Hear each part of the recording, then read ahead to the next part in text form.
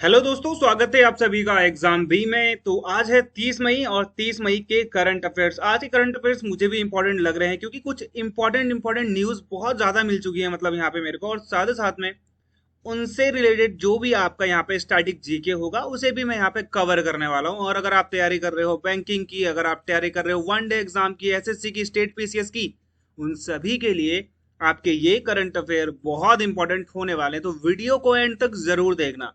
मिलते हैं यहाँ पे। देखो पहला question, which company has manufacture India first indigenous यानी कि स्वदेशी एमआरआई मशीन बनाई है भाई इन्होंने।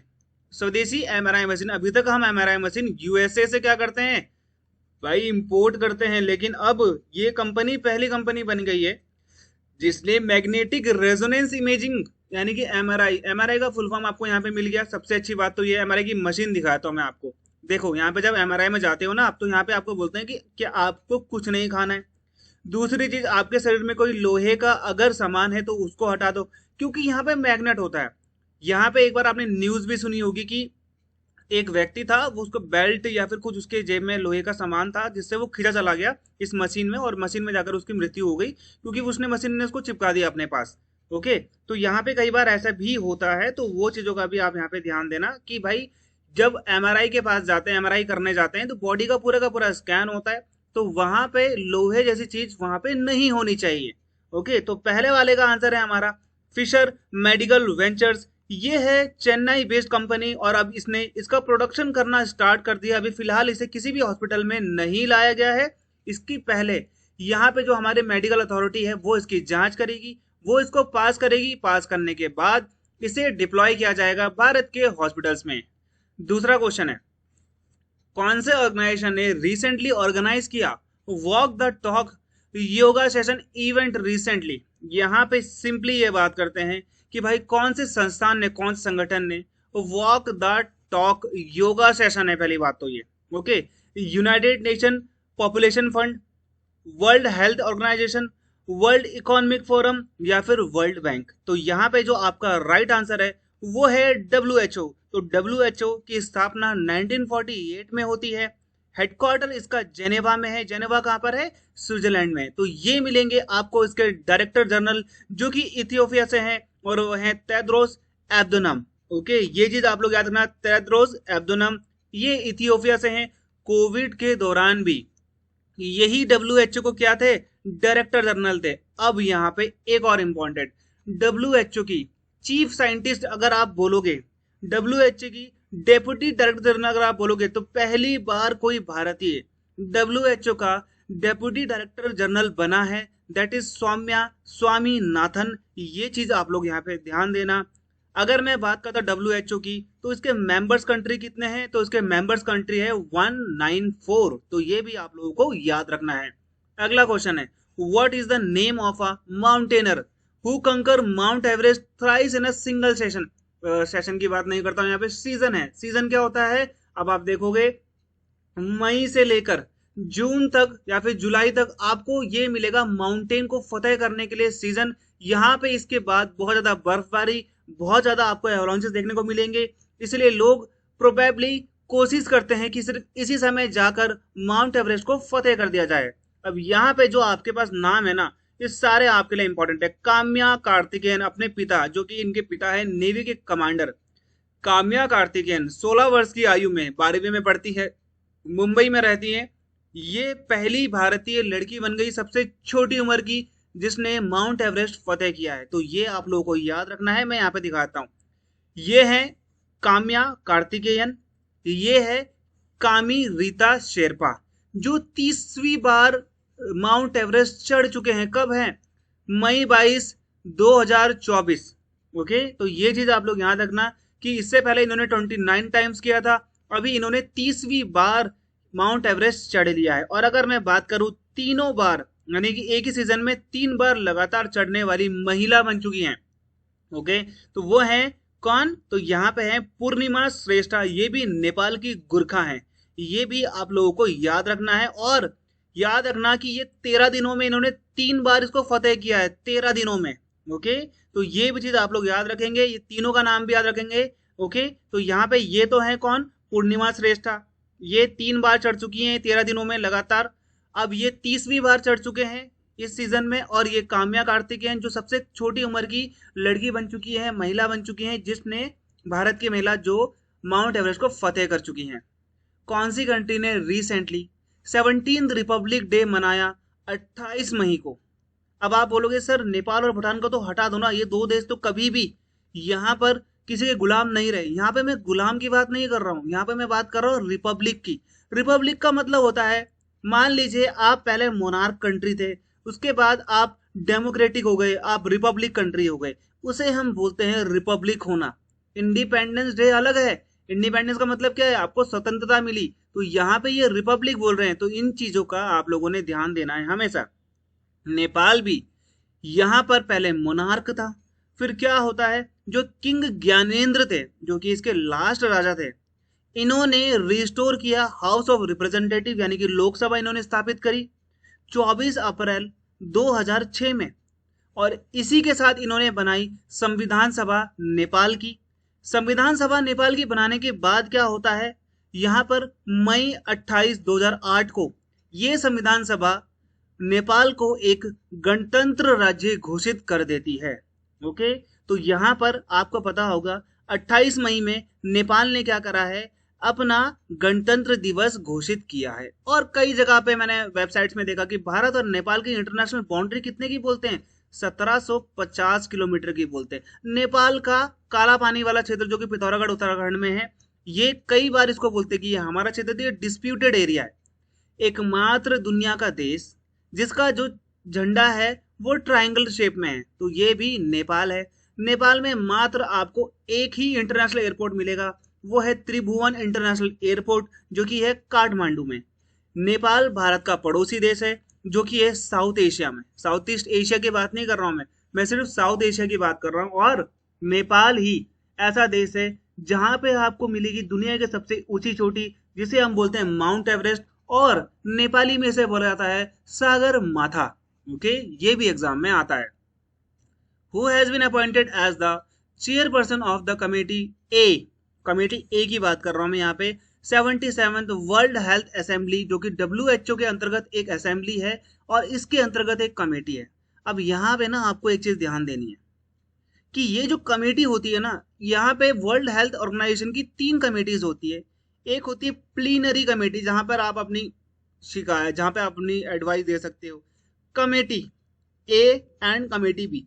तो यहाँ पे एक कमेटी ए है, उसके जो हेड बनाए गए हैं, चेयरपर्सन बनाए गए हैं, वो हैं भारत के स्वास्थ्य सचिव, यानी कि यूनियन हेल्थ सेक्रेटरी, जिनका नाम है अपूर्वा चंद्रा। WHO के बारे में मैं आप लोग को बता चुका हूं। अपूर्वा चंद्रा IAS हैं, अभी वर्तमान में हेल्थ सेक्रेटरी है भारतीय संघ के, यानी कि भारत के।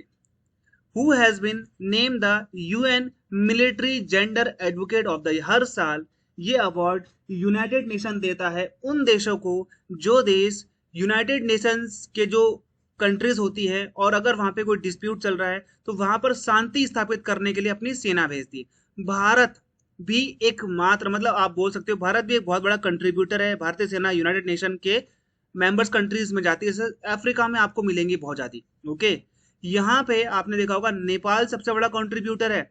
UN कौन सा हो गया, पीस कीपिंग फोर्स। ओके, ये क्या हो गया, UNPKF जिसको हम बोलते हैं। तो भारत की तरफ से जो यहाँ पे मेजर राधिका सेन है, ये दिख रहे हैं आपको, मेजर राधिका सेन, इनको यहाँ पे ये अवार्ड दिया जाएगा, जिसे बोलते हैं military gender advocate of the year. अब इन्होंने क्या करा, देखो ये है डेमोक्रेटिक रिपब्लिक ऑफ कॉन्गो, थोड़ा सा इसका पार्ट ना यहाँ पे कोस्ट में भी लगता है, यानी कि समुद्र से भी इसकी थोड़ी सी बाउंड्री है। किंशासा इसकी यहाँ पे क्या है, कैपिटल है।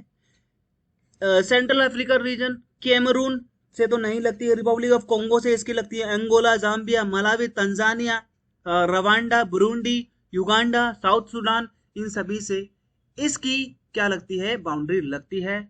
और यहाँ पे इन्होंने क्या बनाया, यहाँ पे इन्होंने एजुकेशन पे बढ़ावा दिया। ओके, यहाँ पे इन्होंने कम्युनिटी इंफॉर्मेशन सेंटर बनाए, ताकि जब भी अगर कुछ प्रॉब्लम हो जाए तो जल्दी जल्दी ये भारतीय सेना को बता पाए। ये यहाँ पे डिप्लॉयड हैं, यहाँ पे कमांडर हैं इस चीज की, और ये भली भांति अपना काम कर रही है, जिस वजह से इनको ये अवार्ड दिया गया है। अगला क्वेश्चन है, which of the following country has successfully test fired medium range air to surface strategic missile, जिसे हमने बोला है ASMPAR। ओके, अब यहाँ पे air to surface medium range strategic missile, यहाँ पे air to surface, okay, medium range क्या हो जाएगी, यहाँ पे मिसाइल हो जाएगी ये। अब यहाँ पे ना आपको ध्यान देना है, दो टाइप की मिसाइल होती है, cruise missile, ballistic missile. Okay, cruise missile क्या होती है कि आप यहां से कर रहे हो और यहाँ पे मार दे रहे हो, okay, surface to surface. Ballistic होती है, पहले तो ये जाएगी एटमॉस्फेयर में, यहाँ पे टारगेट को लॉक करेगी, फिर यहाँ से टारगेट को क्या करेगी, एक तरीके से मार गिराएगी। तो ये जो ASMP है, ना ये भारत का है, ना ये रशिया का है, ना ही यूके का है, ये है फ्रांस का। ओके, भारत के पास भी बहुत सारी बैलिस्टिक मिसाइल हैं, जैसे हम लोग बात करते हैं प्रहार की, ब्रह्मोस की, ये तो भारत और रशिया ने मिलकर बनाई है। इसकी तो 300 किलोमीटर समथिंग इसकी मारक क्षमता है। पृथ्वी 2 हो गई, अग्नि 1 हो गई, अभय हो गई, ओके, निर्भय, अग्नि 2, अग्नि 3, अग्नि 4, अग्नि 5, ये तो इंटर कॉन्टिनेंटल है, यानी कि एक कॉन्टिनेंट से दूसरी कॉन्टिनेंट। अब यहाँ पे आप देखो, बैलिस्टिक वाला मैं बता रहा था आपको, बैलिस्टिक पहले ऊपर जाएगा, उसके बाद यहाँ पे टारगेट को लॉक करके यहाँ पे टारगेट को मारेगा। क्रूज मिसाइल है, यहाँ पे ये किसी भी शेप में जाकर ये ढूंढ के अपने टारगेट को मारेगा। ये हो गया आपका स्पेस क्राफ्ट, ये ऊपर भी जा सकता है, नीचे भी जा सकता है, कैसे भी जा सकता है, इसकी कोई दिक्कत नहीं है। Okay, which company has partner with IISc, Indian institute of science, Bengaluru, ताकि ये डेवलप कर पाए एक पर्सनल केयर इंजन, ताकि रिड्यूस हो पाए कार्डियोवास्कुलर डिसीज, और ये यूज करेंगे आर्टिफिशियल इंटेलिजेंस का। कार्डियोवास्कुलर डिसीज क्या होता है? कार्डियो का मतलब होता है दिल, ओके, दिल से संबंधित बीमारियों को रिड्यूस करने के लिए कौन सी कंपनी ने, IISc बेंगलुरु का एक डिपार्टमेंट है, सेंट्रल ब्रेन रिसर्च, ओके, ये चीज आप लोग ध्यान देना। कार्डियो हो गया आपका, ओके, न्यूरो दिमाग से हो गया, तो यहाँ पे कोई एक इनका संस्थान है, वो रिलेटेड है IISc बेंगलुरु से। तो उन्होंने किसके साथ में यहाँ पे पार्टनरशिप करी है, ताकि वो ऐसी मशीन बना पाए या फिर वो ऐसा इंजन बना पाए जो AI का यूज करके कार्डियोवास्कुलर डिसीज को कम कर सके, उसके खतरे को कम कर सके। तो ये है विप्रो। अब यहाँ पे बात करते हैं विप्रो की। विप्रो का अगर आप देखोगे, ओके, तो यहाँ पे अगर आप देखोगे, दैट इज, यहाँ पे आपको कौन मिल जाएंगे विप्रो के लिए, तो विप्रो के जो फाउंडर हैं मोहम्मद हसन प्रेम जी, मोहम्मद हसन प्रेम जी, ये इनके बेटे हैं अजीम प्रेम जी। भारत के बहुत बड़े दानवीर बोल सकते हो आप इनको, दानदाता भी बोल सकते हो आपको। ये हो गया आपका कौन सा, ये मोहम्मद हाशिम प्रेम जी। और यहाँ पे आप देखोगे ये है इन्फोसिस के फाउंडर, जो कि हैं नारायण मूर्ति, और ये हैं SCL के फाउंडर शिव नडार। अभी तो ये काफी उम्र के हो चुके हैं। तो ये तीनों कंपनी के बता दूंगा। TCS का तो आपको पता है टाटा कंपनी है, ओके। 9th का आप देखो, कौन सी कंपनी स्टार्ट करेगी कंस्ट्रक्शन, इंडिया का पहला multi modal logistic park Chennai में, चेन्नई आप ध्यान दो, मद्रास। तो यहाँ पे ही पहली बार भारत में म्यूनिसिपल कॉर्पोरेशन आपको देखने को मिलेगा, ओके। चेन्नई में बहुत सारी चीजें ऐसी हुई है जो कि भारत के लिए इंपॉर्टेंट रही है।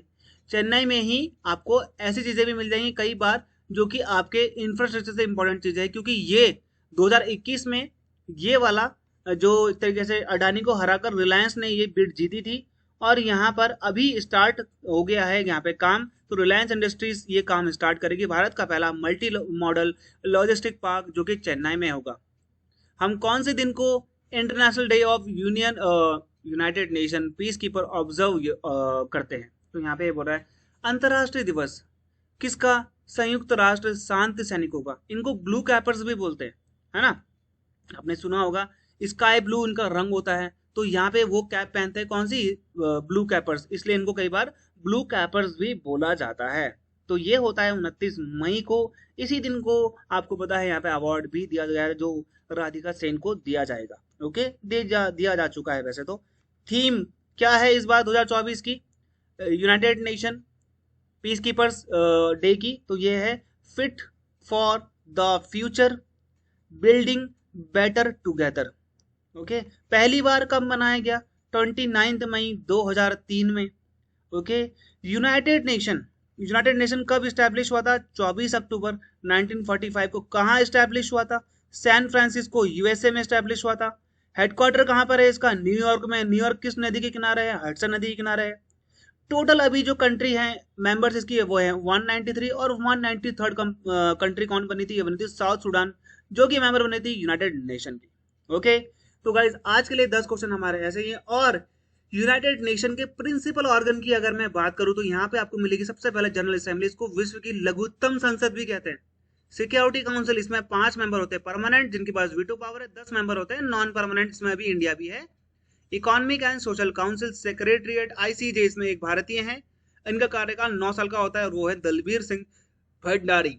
ट्रस्टशिप काउंसिल, तो ये 6 हैं जो आपको याद रखना एग्जाम में आता है। ओके, और एग्जाम के द्वारा एसएससी सुपर पैक बहुत ही अफोर्डेबल प्राइस में आपको मिलता है 999 में, और जहां पे आपको बहुत अच्छी गुड क्वालिटी के subject videos, recorded videos, crisp notes मिलेंगे, सारे एग्जाम के पीडीएफ मिलेंगे, टेलीग्राम ग्रुप मिलेगा, आप मुझसे डायरेक्टली बात कर सकते हैं, विक्रम सर जीके। कोई यहाँ पे स्पेस नहीं है, डायरेक्टली आप मुझे अपने एग्जाम से रिलेटेड कोई भी प्रॉब्लम है तो आप मुझे बता सकते हो, मैं कोशिश करूंगा कि मैं आपकी प्रॉब्लम को सॉल्व करूं। मिलते हैं हमारे अगले वीडियो, तब तक के लिए गुड बाय एंड जय हिंद।